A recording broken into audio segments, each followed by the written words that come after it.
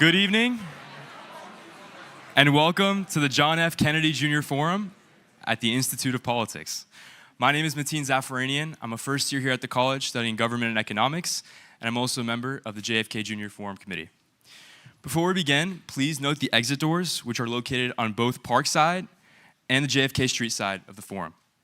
In the event of an emergency, walk to the exit closest to you and congregate in the JFK Park.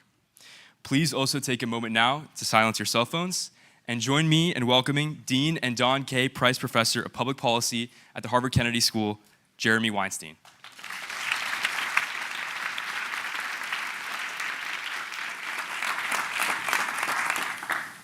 Good evening, and welcome to the John F. Kennedy Jr. Forum at the Harvard Kennedy School.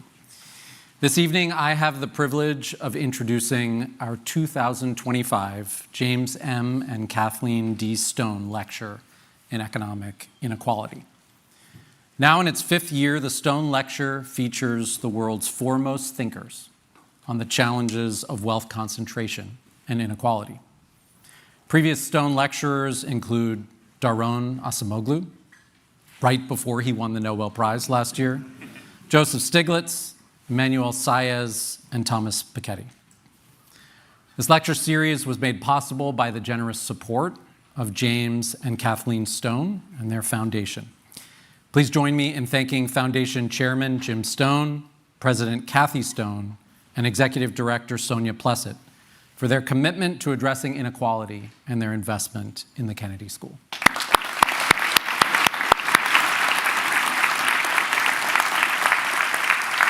If you like what you hear tonight, I encourage you to check out the work of the Stone Program in Wealth Distribution, Inequality, and Social Policy, which runs seminars on these issues throughout the year with the support of the Stone Foundation. Our 2025 Stone Lecture will be delivered by Lina Khan of Columbia Law School, the former chair of the Federal Trade Commission. Before her formal introduction, I wanted to take a second to speak about her tremendous impact on antitrust policy in the United States. 8 years ago, as a third-year law student at Yale Law School, Lina Khan published an article entitled Amazon's Antitrust Paradox, where she argued that existing antitrust doctrine was not up to the task of regulating tech giants like Amazon. Regulators, in her view, were so focused on short-term price effects that they overlooked Amazon's early acquisitions of e-commerce infrastructure. While none of those infrastructure purchases yielded great profits for Amazon, they allowed the company to establish a dominant position in the market. If there was a New York Times bestseller list for law journal articles, Professor Khan's work would have surely made the list.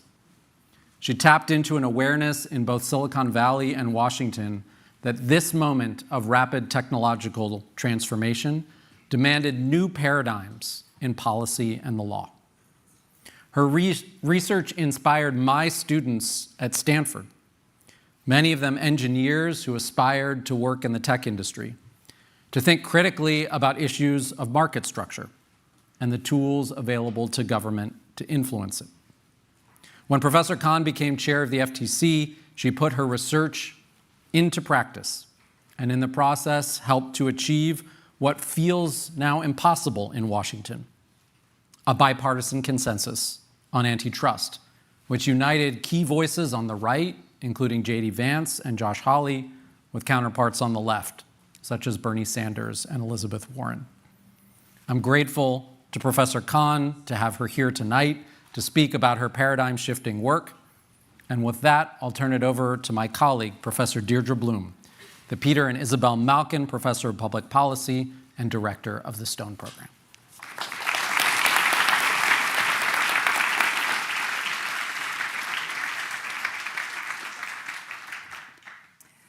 Well, thank you, Jeremy, and thank you all for being here tonight for the 2025 Stone Lecture in Economic Inequality.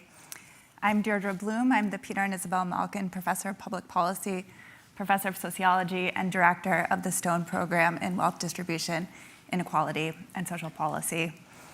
I want to reiterate Jeremy's gratitude for all the Stones have done to support the study of inequality at Harvard. It's allowed us to produce an incredible set of upcoming programming and opportunities for the year. So I hope that you'll join us and stay abreast of all that we're doing. You can do it by signing up for our mailing list online at inequality.hks.harvard.edu. Gotta get that little ad in there. But now, it's my true honor to introduce our 2025 Stone Lecturer, Lina Khan. Lina Khan was the chair of the Federal Trade Commission between June 2021 and January 2025. She's now Associate Professor of Law at Columbia Law School, where she teaches and writes about antitrust law, infrastructure industries law, the anti-monopoly tradition, and law and political economy. Several of her writings have argued that the dominant digital platforms reveal the real shortcomings of our current approach to antitrust. As Jeremy noted, she's published multiple impactful articles in many outlets, including the Columbia Law Review, the Harvard Law Review, the University of Chicago Law Review, and the Yale Law Journal. And these articles have won multiple awards for their penetrating insights into antitrust. She's also been recognized by multiple organizations for being a thought leader. So that includes the Politico, Foreign Policy Magazine, Prospect Magazine, Wired 25, the National Journal, and Time Magazine, which named her as a next generation thought leader. Prior to joining Columbia Law, Professor Khan served as counsel to the US House Judiciary Committee's subcommittee on antitrust, commercial, and administrative law, and she helped lead their investigation into digital platforms and published their landmark report. She's also served as legal advisor to Commissioner Rohit Chopra at the Federal Trade Commission, and she was legal director at the Open Markets Institute. So we're really thrilled to welcome Professor Lina Khan. After Lina's lecture, we will be very fortunate to be joined on stage by Professor Jason Furman. Jason will ask one or two questions, and then he will open it up for a Q&A session with the audience. Jason is the Aetna Professor of the Practice of Economic Policy here at the Kennedy School, as well as at Harvard's Department of Economics. Previously, Jason served for 8 years as one of the top economic advisors to President Barack Obama, and that included his work as the 28th chairman of the Council of Economic Advisors, which he served in that role between August 2013 and January 2017. So there he acted as both President Obama's top economist and also a member of the cabinet. Jason also served under President Bill Clinton, and he's a member of numerous organizations and advisory boards, including the Council on Foreign Relations, the Group of 30, and the Economic Strategy Group. And he regularly contributes to public conversations on economic policy through scholarly writings, public writings, and he also shapes economic thought through co-teaching EC 10, Principles on Economics, which is the largest course taught at Harvard University. So it's really my honor and pleasure tonight to thank Lina and Jason for sharing their insights with us and to invite Lina to the stage right now. So thank you so much, Lina.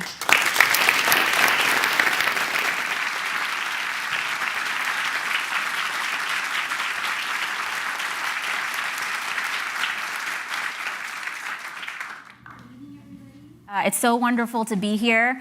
Thank you so much to Dean Weinstein and Professor Bloom for your kind introductions. It's so great to be here, and I'm looking forward to your good questions and the discussion after the remarks. I'm also so grateful to the Stone Foundation for supporting this forum on economic inequality, a topic of extraordinary importance at this moment in American history in particular.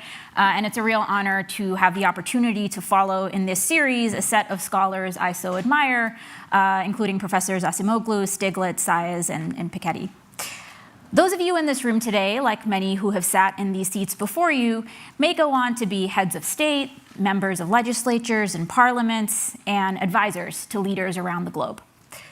The call to government service finds us for a variety of reasons. At its best, public service advances the public good, or what the Constitution describes as securing the blessings of liberty to ourselves and our posterity.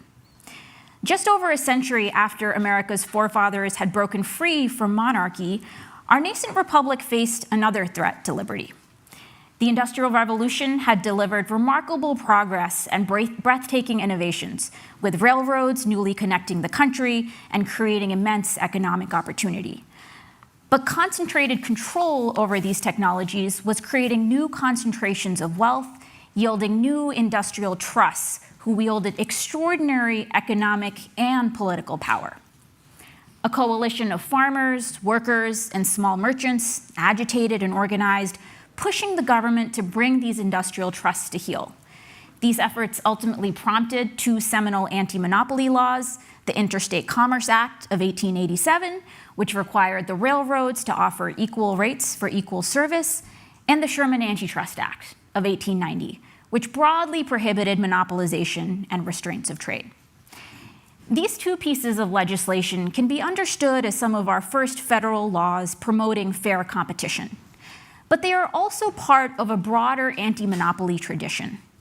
Anti-monopoly is a governing philosophy that broadly views concentrations of power as a threat to freedom, recognizing that tyranny comes in many guises.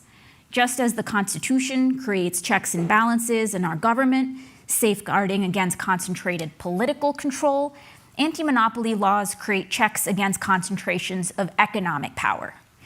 And indeed, these efforts were understood as being deeply intertwined. As Senator Sherman declared, if we will not endure a king as a political power, we should not endure a king over the production, transportation, and sale of the necessities of life. If we would not submit to an emperor, we should not submit to an autocrat of trade, with power to prevent competition and to fix the price of any commodity. In other words, no kings, be it in government or in business. Through the mid-20th century, the US government passed a variety of anti-monopoly laws building on these foundational efforts, from the Federal Reserve Act and the Federal Trade Commission Act to the Packers and Stockyards Act and the National Labor Relations Act. Our government created a constellation of legal regimes designed to structure and check private economic power and promote decentralization of ownership in the American economy. Animating these efforts was a recognition that securing democratic checks against concentrated economic power is vital for securing real freedom for people, freedom from the arbitrary exercise of coercive power, as well as the freedom to build a life of one's choosing. Faced with managing one of the most severe economic depressions our nation has faced, perhaps nobody better than FDR understood that how we structure our economy deeply implicates our viability as a democracy. As he explained in an address to Congress in 1938, unhappy events abroad have retaught us two simple truths about the liberty of a democratic people. The first truth is that the liberty of a democracy is not safe if the people tolerate the growth of private power to a point where it becomes stronger than their democratic state itself. That, in its essence, is fascism. Ownership of government by an individual, by a group, or any other controlling private power. The second truth, he said, is that the liberty of a democracy is not safe if its business system does not provide employment and produce and distribute goods in such a way as to sustain an acceptable standard of living. Both lessons hit home today. Among us, a concentration of private power without equal in history is growing. This concentration is seriously impairing the economic effectiveness of private enterprise as a way of providing employment for labor and capital, and as a way of assuring a more equitable distribution of income and earnings among the people of the nation as a whole. This idea that securing checks against the concentration of economic wealth and power was essential for maintaining our national project of self-governance remained foundational wisdom for decades following the New Deal. In 1950, for example, Congress passed the Anti-Merger Act, a law that added further checks on market consolidation. While debating the bill, members on both sides of the aisle cited the role that economic consolidation had played in facilitating the rise of totalitarianism abroad, arguing that this law governing America's market structures would be an essential bulwark against authoritarianism at home. This national policy in favor of free and fair competition over market consolidation also proved to be a bedrock of America's dynamism and economic success. Open and competitive markets mean that the best ideas win. Businesses get ahead not by exploiting special privileges, but by competing on the merits. Decades of checking monopolization in favor of competition allowed our country to harness the ingenuity and hard work of our citizens and reap both breakthrough innovations and remarkable technological feats. Around 40 years ago, however, we decided to experiment with a different approach. Policymakers bought into a set of assumptions that markets tend to be perfectly competitive and self-correcting, the monopoly power is generally fleeting, and that a hands-off approach to anti-monopoly policy would deliver great efficiencies that would outweigh any costs. In recent years, the severe costs of this redirection have been on full display. Brittle supply chains where a single disaster or contamination leads to nationwide shortages, farmers making much less, even as consumers pay much more, healthcare markets with skyrocketing costs, even as Americans' life expectancy gets worse, dominant technology platforms whose arbitrary decisions can unilaterally sink a business, sway elections, or shut people out of the public sphere. A national champion aircraft manufacturer whose planes fall apart in the sky. Across markets, extreme consolidation and declining competition have led to private bottlenecks and private grift, enriching a few while making life concretely and materially worse for a significant share of Americans. Present circumstances also illustrate the serious political dangers of economic consolidation.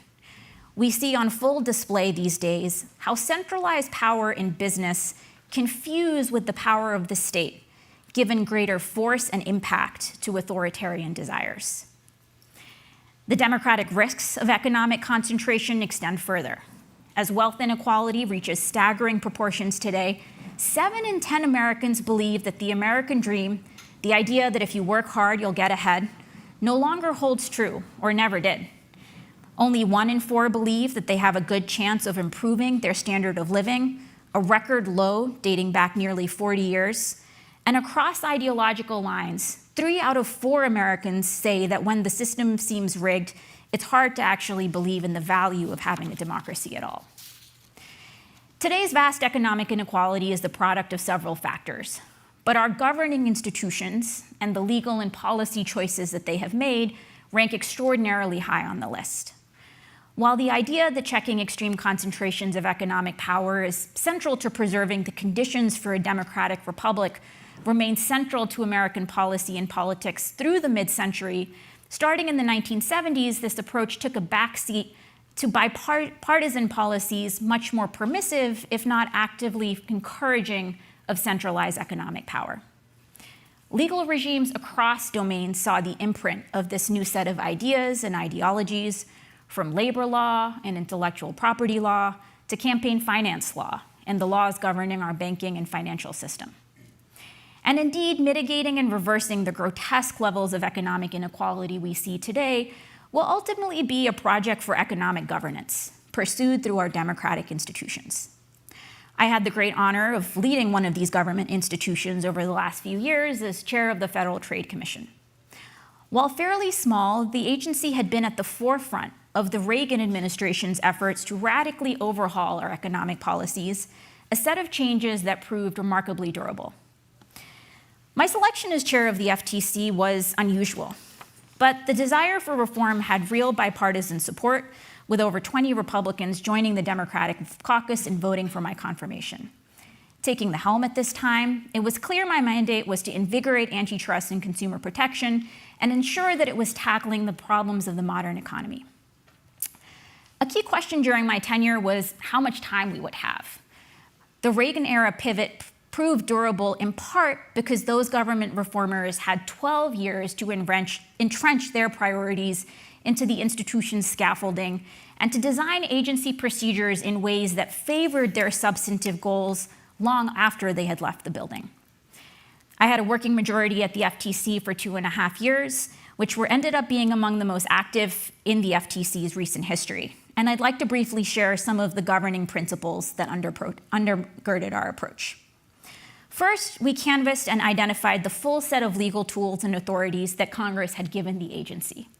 Strikingly, dozens of legal provisions had sat unused in plain sight, from authorities that strengthened the agency's hand in stopping breaches of people's sensitive health data to authorities on tackling unfair methods of competition, the central mandate that had animated the agency's creation. The disuse was partly a legacy of the deregulatory push set off by President Reagan, where federal agencies were encouraged to stop or slow down enforcement of key laws and roll back protections for consumers, workers, and small businesses.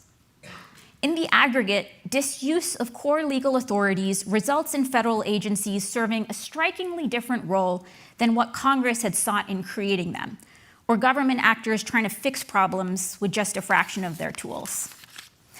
Over my tenure, the FTC activated or revived close to a dozen legal provisions that had either been dormant for decades or never used at all.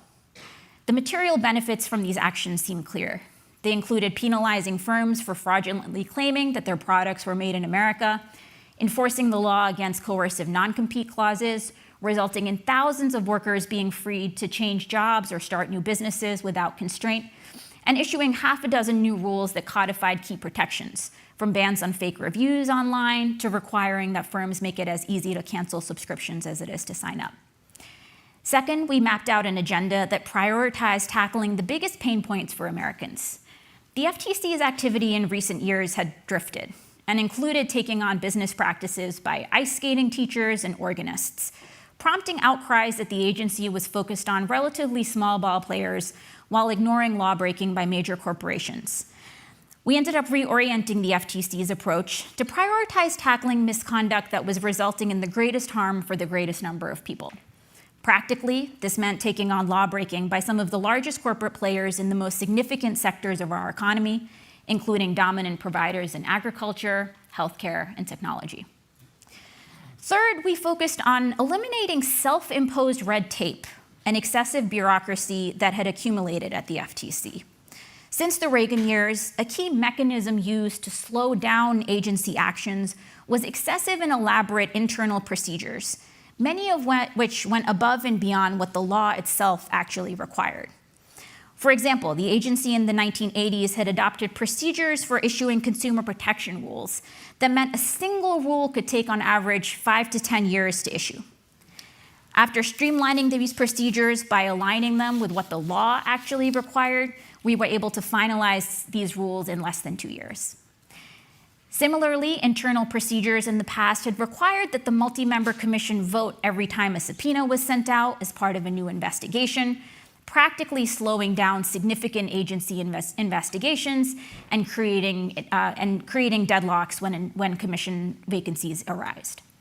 We took steps to remove these obstacles, empowering agency staff to move more quickly and nimbly, ultimately allowing the FTC to move more efficiently and significantly expand its volume of activity. Fourth, we focused on ensuring that the agency's actions were geared to effectively stop harms and deliver tangible benefits in people's lives. A common temptation in federal agencies had been to opt for half measures or push change through codifying new procedures rather than pushing through substantive bans on abusive business practices. For example, for many years, the FTC's privacy enforcement had long focused on requiring that businesses disclose their data practices and privacy policies made available to people to read. Practically, this meant that businesses could engage in a range of data abuses and still stay on the right side of the law as long as they had given themselves adequate leeway in their disclaimers. Analogously, the FTC had adopted an approach in merger enforcement that frequently allowed illegal mergers to proceed so long as the merging companies had agreed to stop certain behaviors or divested certain assets. Too often, the practical result of this approach would be that firms would merge and ignore their promises, or the divestitures would fail to work entirely. When reviewing the Safeway-Albertsons merger in 2012, for example, the agency had decided to allow the deal to proceed so long as Safeway divested hundreds of stores to a third-party buyer. Within a year, the third party went bankrupt, selling most of the stores at a discount back to the now-merged company. Reforming this approach required a willingness to take clearer action. For example, we moved away from requiring privacy disclosures and instead banned data brokers from furtively selling people's sensitive health data in the first place. And rather than try to rectify the harms of illegal mergers through half measures, we routinely blocked major deals that would have eliminated competition. This work included stopping a major defense industry deal that would have dangerously reduced competition in rockets, the first time the government had halted continuous concentration in the industrial defense space.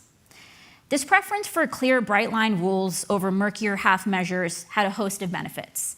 First, clear and simple rules better allow small businesses to compete on a level playing field, whereas complex regulatory procedures often favor big firms with huge compliance budgets and massive legal teams to navigate the bureaucratic maze and identify loopholes.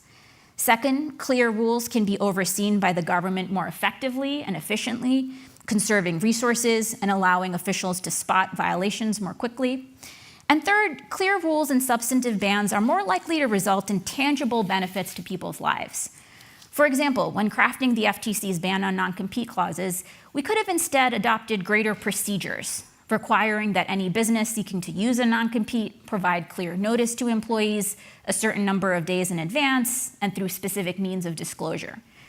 These types of measures frequently create more burden or paperwork for Americans without clearly or tangibly protecting their rights or making their lives better.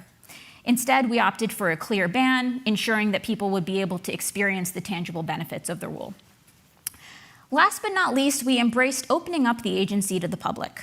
While the FTC had routinely gotten advice from major corporations, top law firms, and an army of lobbyists, the vast majority of Americans barely knew that the FTC existed or the many ways it was supposed to help them.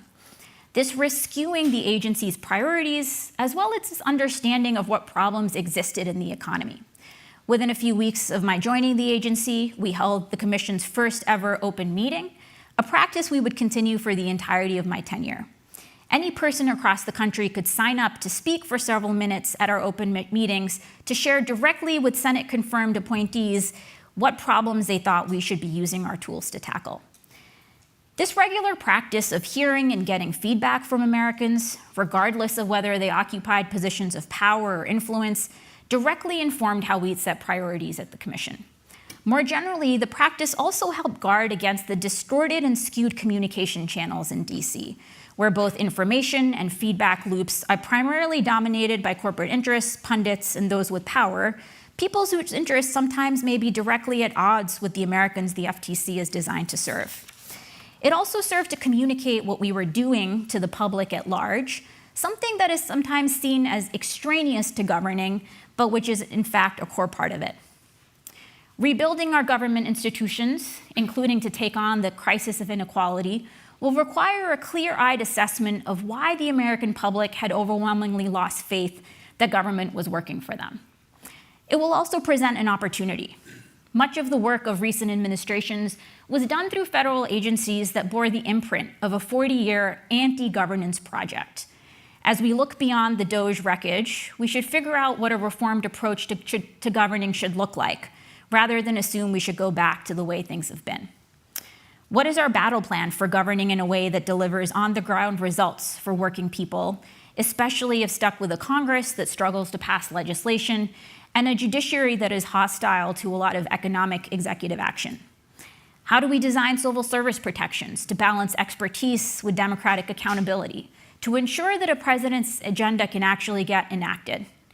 And if we govern again absent any legislative changes, what is the full scope of authority that agencies across the federal government, from the Department of Health and Human Services to the Patent and Trademark Office to the Department of Agriculture, significant economic players that are shaping wealth inequality in this country day after day, how do we figure out what's the maximum authority they can wield, and how do we want them to materially improve people's lives? These are not small questions, but if Democrats are serious about not just taking power again, but also wielding it effectively, we'd be wise to grapple with them now. Thank you so much.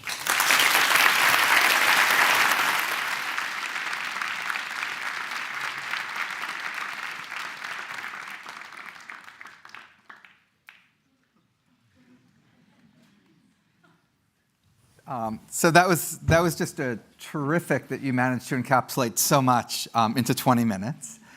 And if a decade ago we had invited a law professor here to Harvard to talk about antitrust, the conversation would have been in the law school, not in this room.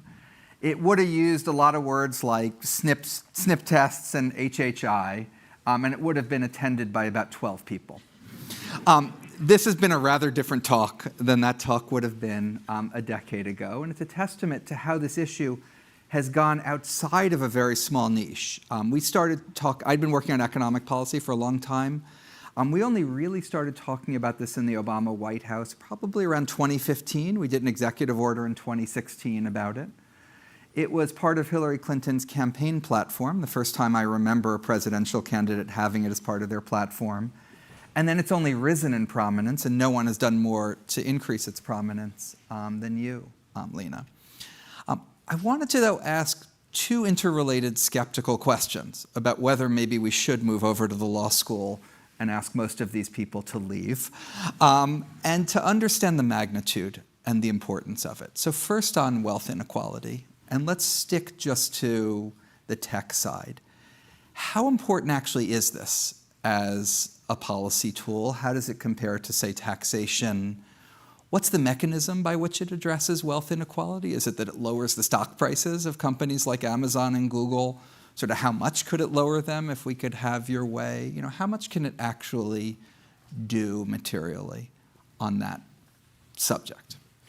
So I'd say a couple of things. First, antitrust is just one component of the broader anti-monopoly constellation of tools and policies, and a whole variety of them were affected by this pivot that we made several years ago, including in tax, including in intellectual property, including in how we think about redistribution and all sorts of policy levers.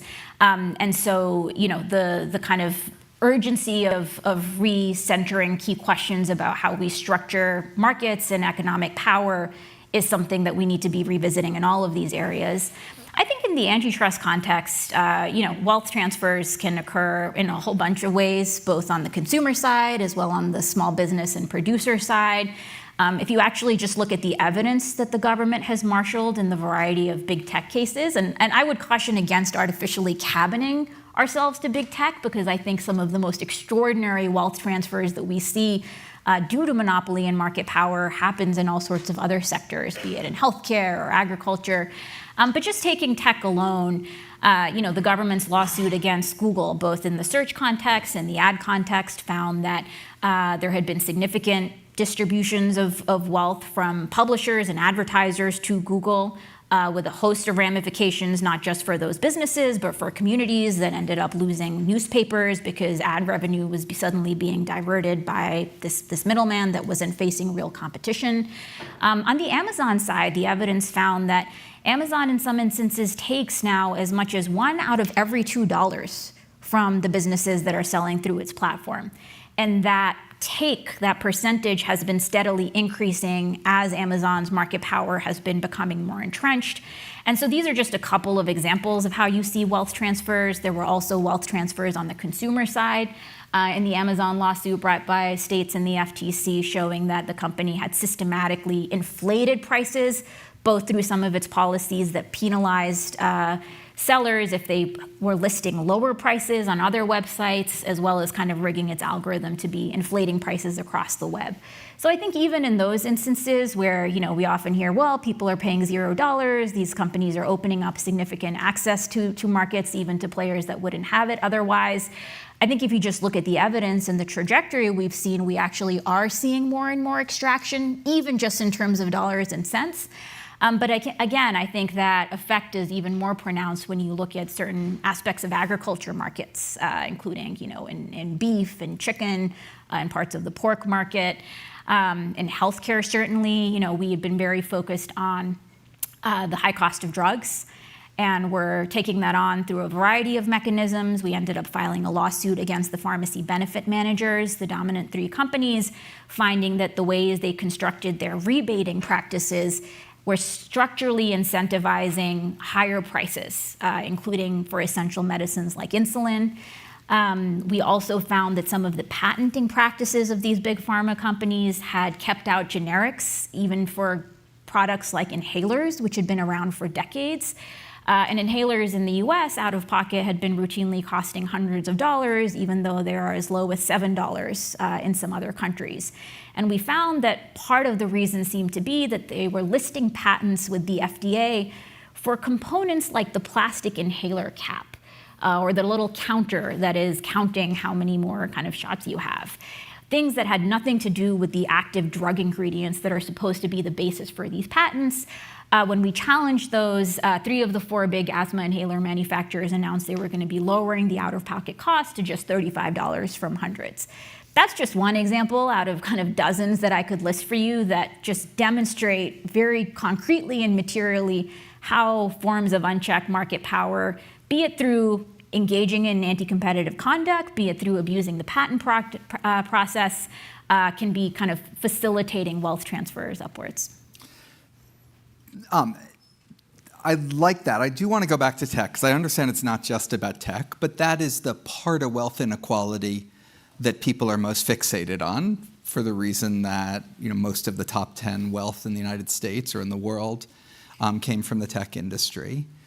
People saw these tech titans all sitting there at the inauguration, right in the front row, and were concerned about it. How would these? I still don't quite understand. If Jeff Bezos' net worth is $400 billion, and you do every single thing you wanted to do, and you get it through court, how much would it change? And would it change through any way other than making Amazon's stock price go down? I mean, I don't know anybody arguing that antitrust reform alone is what's needed to rectify economic inequality by any means. Right. So, I would hesitate to kind of use that as somewhat of a straw man. Tim Wu did write an op-ed saying we could do this instead of taxes, but you've don't even know that people would say tech is their biggest concern. Certainly when it comes to explaining why people think that extreme concentration of economic power can result in significant political power. I think how we've seen, the tech executives behave since January is kind of exhibit A of that. But I think when people are kind of thinking about their day-to-day lives, oftentimes it really is things like healthcare markets that are kind of, most acutely not delivering for them, be it because they have to deal with prior authorization, where you kind of have this, middleman process that is delaying the treatments that doctors have prescribed. And the frustrations here really run the gamut to making life difficult for patients. There have been a set of studies showing that private equity roll-ups in areas like emergency medicine or even like nursing homes has actually been resulting in higher mortality rates.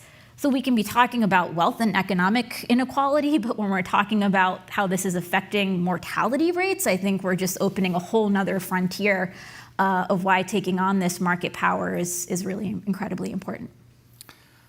So now I wanted to talk about the political side of it.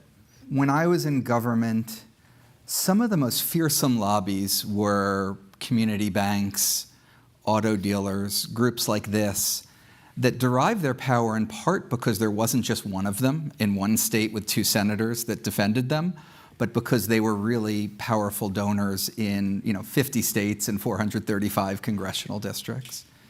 Hedge funds and private equity are disproportionately powerful in our political system, and there's quite a lot of competition in both of those industries and quite a lot of wealth, but it's not like there's just one hedge fund, there's a whole bunch of them. So how much is it about wealth versus sort of antitrust type concentration that is the political issue that we face? And again, the same question, how much is antitrust competition? Let's say you had 6 airlines instead of 4 airlines. How much does that change the power of the airlines in our political system? Yeah, I mean, there's been interesting political science literature and other scholarship trying to, give more approximation to what is the connection here. I do think this is an area that does deserve even more writing and scrutiny, because I think relative to its importance in terms of a political democratic question, it has gone somewhat understudied. It's certainly true that, the auto dealers and community bankers, by virtue of the fact that you have one in almost every state, you always think, okay, these people are going to be making a lot of calls to Congress. I'd be interested in seeing a study trying to measure, the power of Jimmy Dimon against the power of community banks. I don't know that the community banks would be on the upper end of that ledger. But I think, taking a kind of rigorous empirical approach to these questions is the right way to go. I would also say that the mechanisms of influence is something that's worth thinking about. It's definitely true that bread and butter lobbying of kind of, the set of things you do if you're trying to influence legislation, like call your members of Congress or show up, there are a certain set of tactics that, yes, the kind of auto dealers and the community bankers are very well versed in. But there are a whole different set of ways to also be influenced in government that I think sometimes are a bit more uniquely available.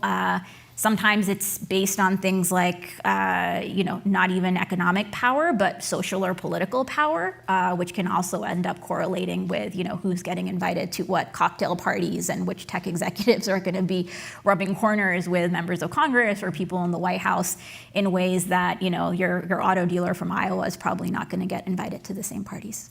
Yeah, I mean, for something like the Consumer Financial Protection Bureau, something we had once upon a time, auto dealers got themselves carved out. Jamie Dimon didn't get himself carved out. For banks, community banks have much, much laxer regulation than the big banks. There's a set of really good, important arguments for that, but is it enough for the difference? But I want to get back to antitrust. I mean, Jamie Dimon runs a really big, powerful corporation. I think they're at about 10% of assets in the banking system. I might be wrong about the exact number. There's 2,000 banks in this country, so there's not, he's not something that really, I don't think you would think antitrust could reach. I mean, there's a lot of things you'd go to before that. So isn't the problem about money in politics not, how many banks we have, how many airlines we have, how many tech platforms we have? I mean, I think there's a first order question about how you're measuring concentration, even at an economic level, right? And I think there are certain indicia of it that I think would, this is oftentimes very contested in antitrust litigation, as you know, based on how are you defining the market. I think there are certain parts of the financial and banking system where Jamie Dimon would certainly have more than 10% of the market. And again, I think there are, in antitrust, there are different ways to show market power and monopoly power.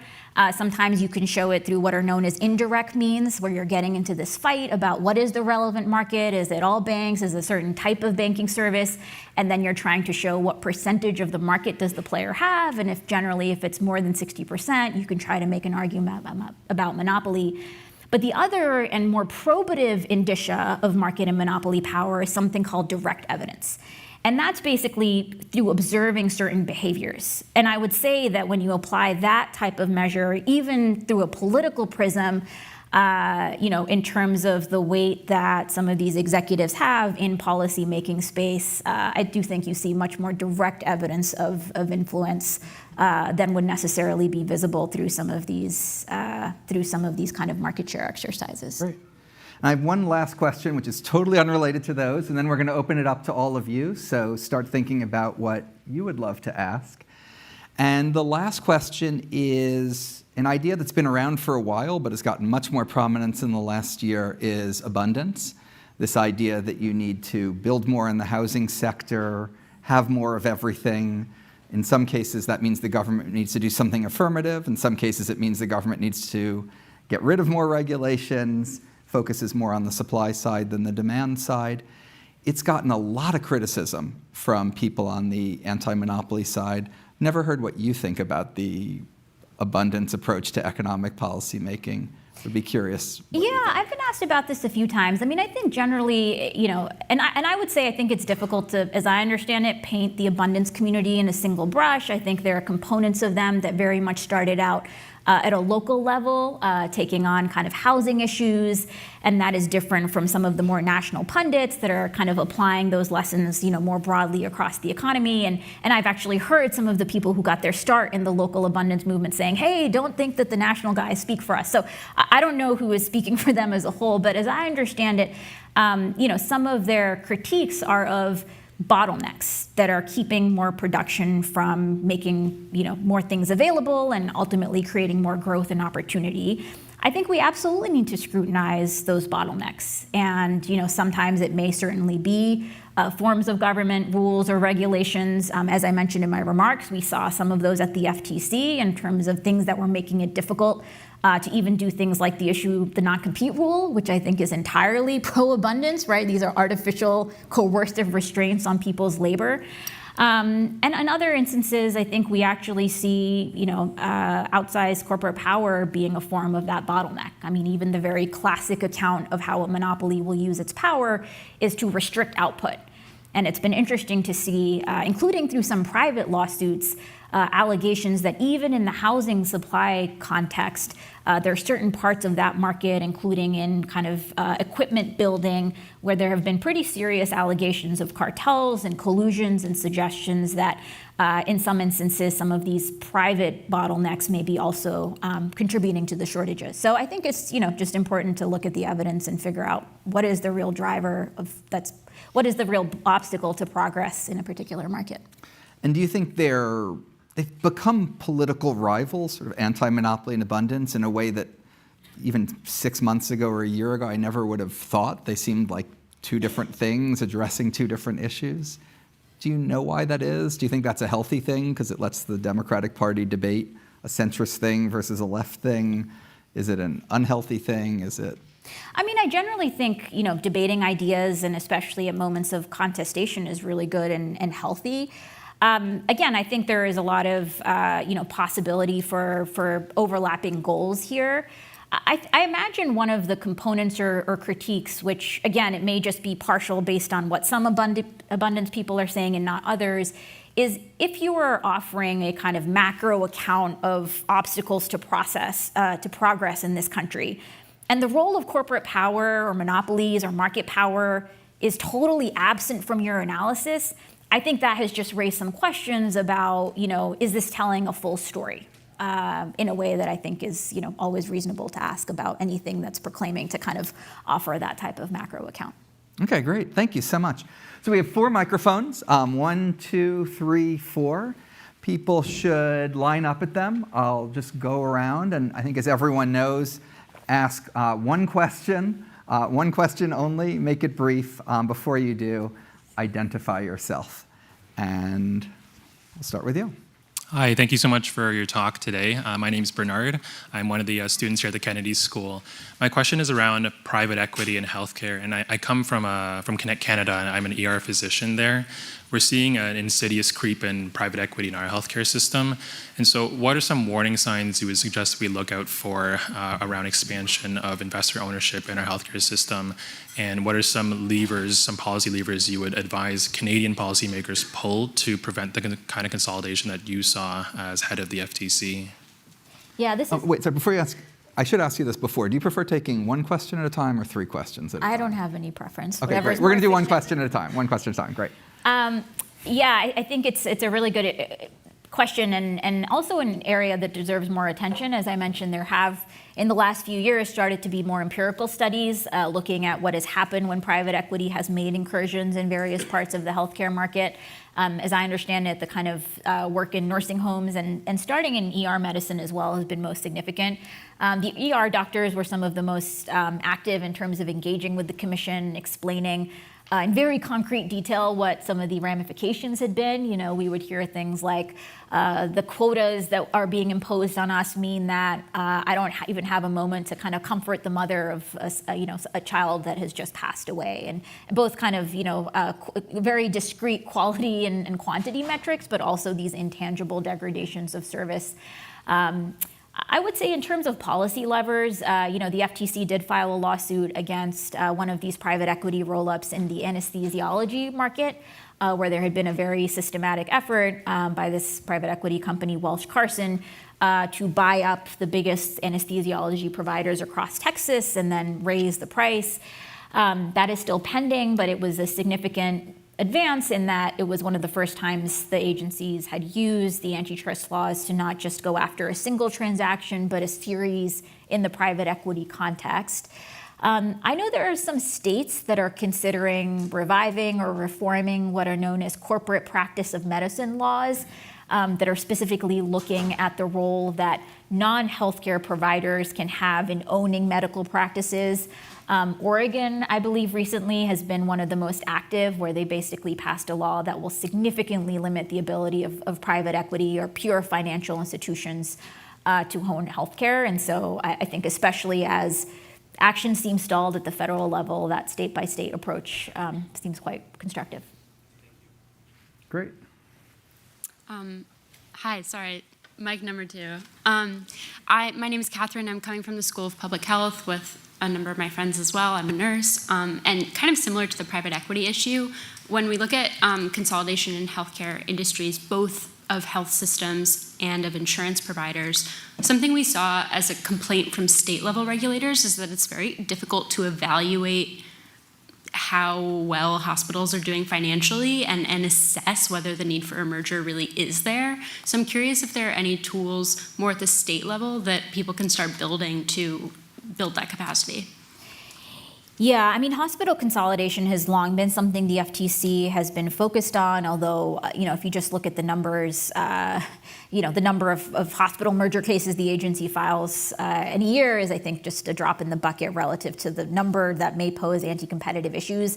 I think one broader issue that we've been facing is that in some markets, hospital consolidation has kind of crossed a particular inflection point, such that you sometimes just have these much smaller, sometimes even rural hospitals that really are facing real economic precarity, and they have, what are known as failing firm defenses or arguments about why it's become so hard to even recruit doctors. For the federal government, those types of local examples can actually be very difficult, both because, there are knowledge gaps, but also because the idea of the feds kind of marching into court saying, we know what's best for this very local community, can just be a challenging litigating environment, especially if the state AG is not on our side. So it was generally a challenge. I mean, I think in terms of tools, as a general matter, kind of a more disciplined effort to track very concretely what commitments or promises or proclamations merging firms are making before they merge, and then what actually happens, I think can provide, much more retrospective data that sometimes can give judges more comfort and enforcers more comfort in saying, we learned from these experiences. The other big trend that we're seeing is not just local consolidation, but now consolidation between big hospital systems that may not even have a geographic overlap. And that's something that is also kind of challenging the agency's bread and butter way of doing this, where you'd kind of originally look at, okay, if you have these two hospital systems, where do they overlap? Is that overlap going to create problems? And now, you can have these cross-market effects across the country, but the traditional toolkit is less probative there. So that's another challenge in kind of the frontier of hospital consolidation. Great. There's so many people lined up asking questions. We're now going to go to 2 people at a time. We may end up at like 6 people at a time. Hi, I'm Alex Iguzawa. I'm a first-year MBA student at HBS. Thank you tons for being here. I think lots of folks here have seen likely the picture of you next to Steve Bannon that blew up on Twitter when it occurred. And I think that kind of perfectly illustrates the sort of somewhat bipartisan consensus that's starting to emerge, at least among sort of ideological leaders on both sides. My question is kind of twofold. I guess one, do you think that this can become an issue that becomes an animating topic for the median voter? And you mentioned at the end of your lecture that one of the things that you really wanted to focus on is opening up these topics to make it more salient for folks. So curious on that point. And then secondly, if you think that this topic will continue to potentially grow in terms of its sort of bipartisan appeal, or if you think antitrust and anti-monopoly will sort of find a more permanent home on one side or the other. Yeah. You know what? Why don't we take that one, because it's such a big, important question. Very salient question. I don't know. I think, the last few years we did see snapshots of growing bipartisanship around these issues. They were most salient in the context of big tech, but actually it was much broader than that. And, whenever I would testify before Congress, would definitely hear from Republican members of Congress, especially from rural areas, about how consolidation was affecting their main streets and their independent pharmacies and their grocers and healthcare. So I do think the bipartisan interest is broader than tech. I think in this administration, we've gotten some swings in terms of the signals. Initially, the people they selected to head up the agencies were viewed as from the more kind of pro-enforcement populist wing of the party. But I think since then there have been kind of mixed signals. On the one hand, they have continued the vast majority of cases we had initiated and are pursuing those, as far as I can see, pretty vigorously. On the merger enforcement side, they definitely seem to be much more permissive and eager to be demonstrating that, it's open season for deal making, and kind of backsliding in terms of accepting remedies that seem pretty flimsy. So I think it's been a mixed bag, and honestly, I think there's a real ideological fight in the party between the kind of more corporatist wing and the more populist wing, and we see some of these fights flare up on a whole bunch of issues. In terms of kind of this becoming a more mainstream topic, the 1912 election was the kind of high watermark of antitrust being like fully in the public consciousness. You had three candidates, Taft, Wilson, and Teddy Roosevelt, that all had to answer this question of what are you going to do about the monopoly problem of the day. I think we had a more muted version of that in the 2020 Democratic primary, where you had everybody from Amy Klobuchar, who wrote a book called Antitrust, to Senator Warren, engaging on these issues. There was a caucus, there was a debate in Iowa asking all the candidates to come. So I think we're going to have to wait and see. I think it's also possible that the way this issue presents itself in elections is not as a philosophical debate over antitrust, but core questions around what are you going to do about healthcare, or what are you going to do about agriculture markets? And I think even on the Democratic side, we've seen a pretty significant range in terms of the members that seem very interested in this. Congresswoman Marie Gluesenkamp-Perez, who represents a pretty purple/red district spanning Washington and Oregon, routinely talks about how, she is always hearing from the farmers in her district about how they used to be able to sell to dozens of companies and now just have one, and how anti-monopoly policy has been a key issue. So I think we're going to have to wait and see. I do think that pulling antitrust out of the kind of esoteric technocratic domain, sure, has democratic benefits, but it also has real benefits for the field and enterprise itself. I think one reason antitrust has been able to move so quickly is because, candidly, the field had become somewhat stale and rife with all sorts of blind spots, such that things that the experts and technocrats had been saying or been predicting just were not corresponding with reality. And part of that has been, been evolving through other disciplines within economics entering the field. So it had been for a long time dominated by forms of industrial organization economics, and now you have more labor economists and sometimes even macroeconomists, and just people with other tools and other skill sets engaging these same questions in a way that I think has been really productive, as well people from, across academic disciplines. And so I think there is kind of a democratic value in it, but also just a value in the discipline as a whole becoming more rigorous. Great. Now we're going to definitely collect a few because we have so many people. Awesome. Hi, I'm Ayush. I'm a third-year PhD student in computer science. My question was, so in situations where there's sort of one company in control of services and it's kind of profiting at the expense of everyday people, all the antitrust stuff is pretty easy to agree with as something that just makes sense. But I was curious in it's more complicated scenarios where the line between who everyday people are and the companies are slightly blurred, how you go about prioritizing sort of which group you'd want to which group you want to target wealth transfer away from the company. And so an example would be let's say from tech, OpenAI has maybe some sort of monopoly on providing ChatGPT services. This comes at the expense of magazines, people that are creators online, like New York Times, and they're sort of using their data but providing a public good that's relatively useful to everyday Americans. And sort of these dynamic situations, not necessarily in tech, how do you sort of prioritize what wealth transfer from an entity like OpenAI to either publishers versus consumers you'd actually want to target, or do you think there's a way where there's everyone's kind of better off, but and the entity itself can sort of accommodate for that? Okay, you could teach a whole class on that question. We're going to take two more though. Hello, my name is Shreyashi. I study at the School of Public Health. My question was about the public hearing model that you spoke about public participation and making people realize that there are tangible impacts on their lives and not just a few companies. So I wanted to know what kind of participation you saw in those public hearings, how you tried to reach out to more people rather than just companies or lobbying groups, how it stands at the moment now that you've left office. So just a little bit about that. Thank you. And just to make it even more complicated, one more. Hi, good afternoon. Going forward, Austin, I care about worker power. Going forward, is it better that we replicate FTC and strong leadership functions at the state or interstate level and spend time doing that? Or is it better to raise standards to provide health care to people to increase the bargaining power of workers? What would you recommend? Because I can't wait 3.5 years for strong leadership at the FTC to return. Yeah.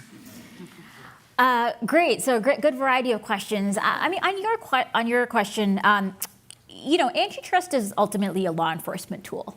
So in order to use it, you have to do an investigation, build a case, find evidence that the company has engaged in conduct that is breaking the law, be comfortable going into court.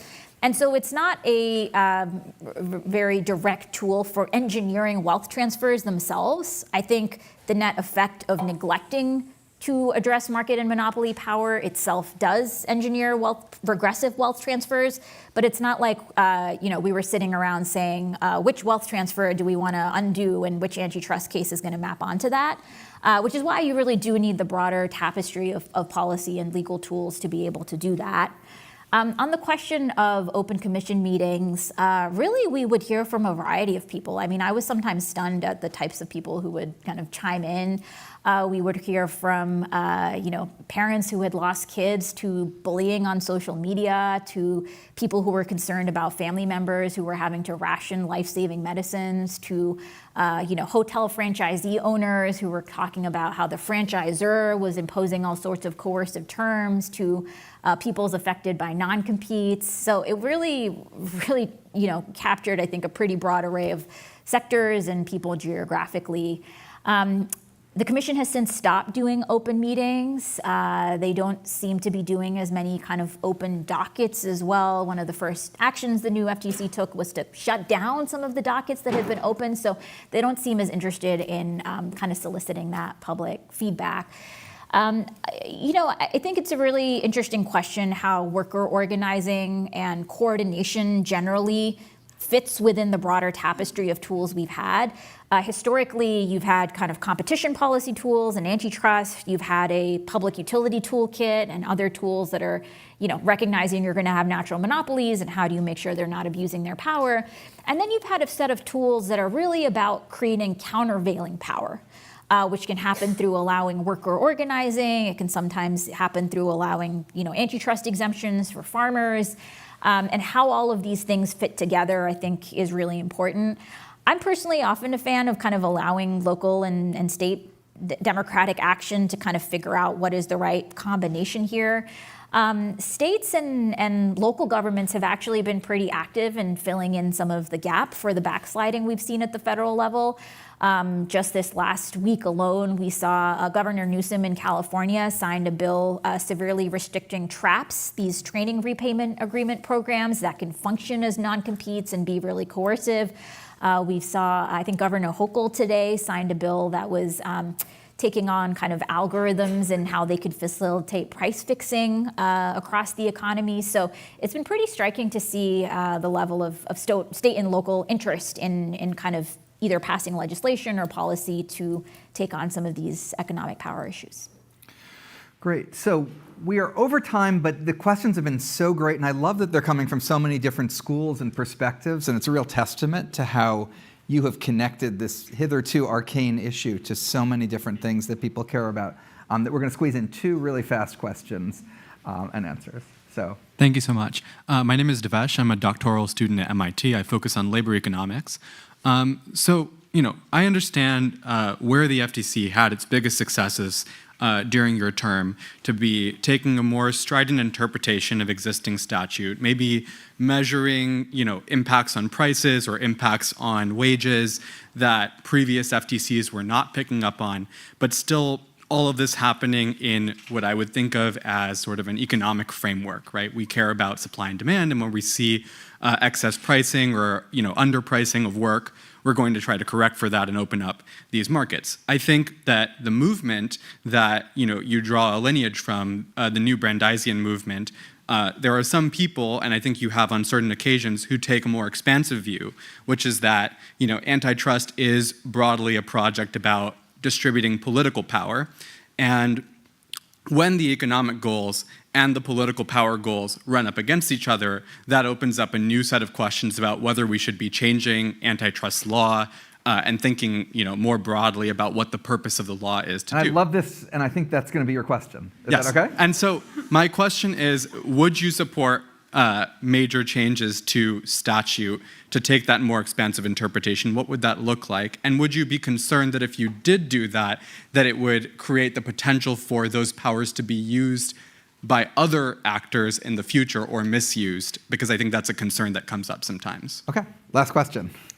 Hi, I'm Rhea. I'm a post-baccalaureate researcher at the Computer Science grad school. And something that economists have been kind of harping on for years is this mismatch between productivity and wages. And you mentioned some of your work to, for example, ban non-compete clauses.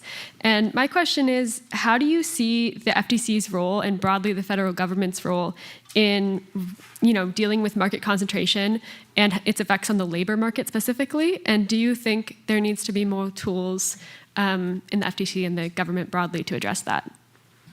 Okay, great.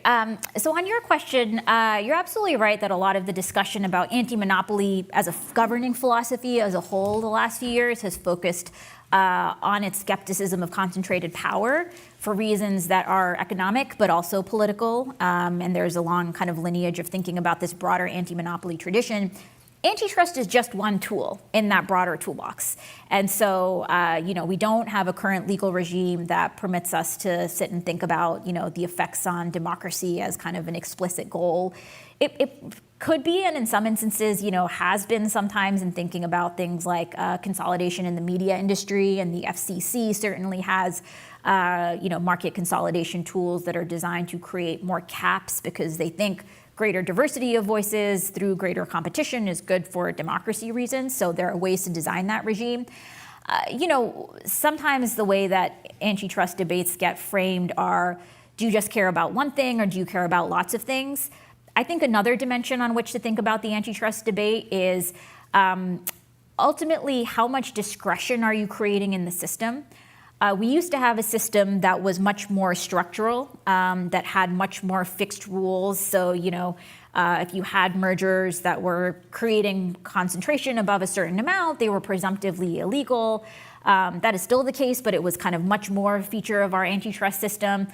There were a lot of criticisms of that approach as being kind of inefficient and creating a lot of waste and, not allowing kind of more productive forms of consolidation. And overall, we shifted much more to a regime, and antitrust parlance is called the rule of reason regime, that is much more squishy. Judges themselves have expressed a lot of frustration with this, saying this is really indeterminate. Sometimes they're saying, look, you both have really fancy, expensive economic experts, but you're just canceling each other out, and so I'm going to make my decision based on which CEOs seem more credible. So I think there's a lot of room for improvement in the current antitrust regime, even just from like a efficiency perspective. The government spends so much money on some of these experts that don't seem to be helping judges get to better decisions. I think one way you could help fix for that is creating, just more certainty and less discretion in some of the rules, which would also candidly be, an important safeguard against political weaponization and abuse as we're seeing. On your question, historically, antitrust has not been viewed as kind of being biased or privileging any one market over another. Some of the initial, founders of the antitrust laws were very much concerned about concentration in labor markets. In recent decades, there had been less of a focus on labor markets among antitrust enforcers. But I give a lot of credit to labor economists. I mean, over the last few decades, they have produced more research challenging some of the key tenets about labor market competition, and that has helped, I think, create more movement and dynamism at the enforcement level, including in the first Trump administration, there was more consideration of labor market issues. We really made it a top focus, and when scrutinizing mergers, we're looking at the effect on buyers, but also on workers. Actually, one of the lawsuits that we filed blocking the Kroger-Albertsons merger was the first time the government had alleged that a merger was anti-competitive, not just because it would raise prices for shoppers, but also because it would worsen conditions for workers, and which the judge recognized was a cognizable basis for anti-competitive mergers. So there has been some more progress. I think there certainly needs to be more. One thing that we also did was really work closely with our counterparts in the federal government, whose kind of prime mandate was to think about labor markets. So Secretary Julie Su at the Labor Department, General Counsel Abruzzo at the National Labor Relations Board. These were really key partners to us as we thought kind of more holistically about how do our tools complement each other and kind of further wanting to make sure American workers are not getting the short end of the stick.